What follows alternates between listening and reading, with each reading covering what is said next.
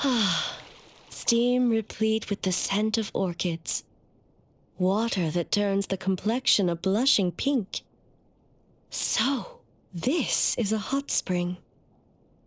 Yes, there are royal hot springs near Tenshukaku, but the plans were set in motion only after Hiragi Hiroshi introduced the Snezhnayan blast furnace to Inazuma, and that was 500 years ago. When the project was complete, I was already in the plain of Euthymia. And, naturally, the body of the shogun has no need for such luxuries. The members of the Kanjo Commission were once friends with Makoto and the Kitsune Saigu. Although mere mortals, those who managed to survive back then were special individuals indeed. What makes you say that? Now I see why my officials claim that the hot springs facilitate conversation. Even I find myself divulging more than intended. You're correct. Following the dark disaster 500 years ago, and on a battlefield consumed in darkness, our soldiers fought against dark forces, creatures capable of possessing people and trapping them in nightmares.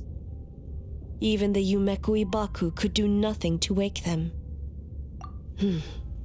Perhaps not. The battle was intense. Those who stood up in defense of this land knew the chance of survival was slim. In the face of certain death, surely a nightmare is nothing to fear. But what if I told you this?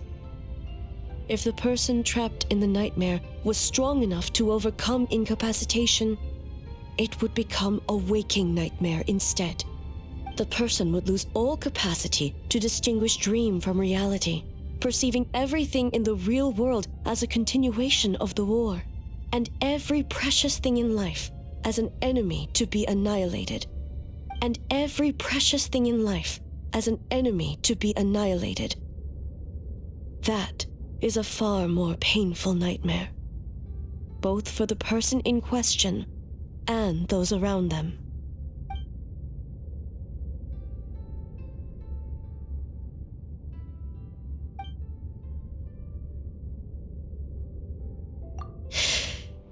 Yes. I unleashed Muso no Hitotachi and struck her down. No need. I have no regrets.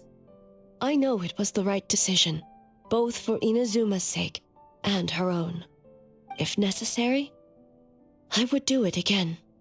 Well, it's about time you two showed yourselves, yes? You've listened in long enough. Oh,